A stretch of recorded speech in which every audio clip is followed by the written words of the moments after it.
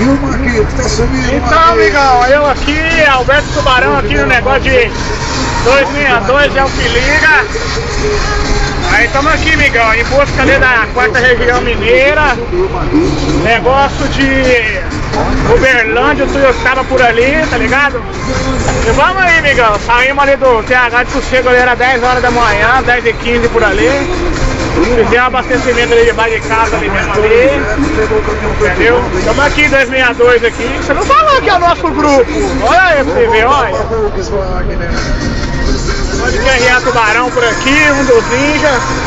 Tamo aí, amigão, acelerando a coiseira aqui, meio pesado, mas não dá nada não. Se der é pouca coisa. Uns carrinhos aí pra dar uma vacaiadinha, mas qualquer coisa nós pisca com farolzinho e tudo é bom pra ele, né? Aí estamos aqui, pesado aqui, vamos lá, né, no carreiro. Se Deus quiser, em nome de Jesus aí, sexta-feira estamos de volta aí no TH de Sossego. Tá aí, uns 750 km mais ou menos por aí, tudo de bom. Anteninha de pesquisa ali fazendo KM. Instalei ali, negócio de sexta-feira por ali, sábado, né, por ali.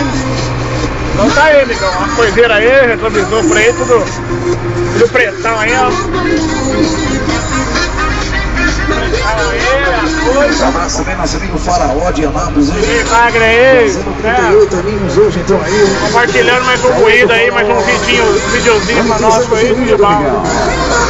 Com certeza, muitos anos de basquete, então aí. Jesus aí, na volta, carregar de novo e descarregar de novo, vai ser no moído, legal. Entendeu? E tudo de bom pra vocês aí, mais um videozinho pros cororô aí, entendeu? Faz um videozinho aí pro povo, não dou conta não, fique tranquilo.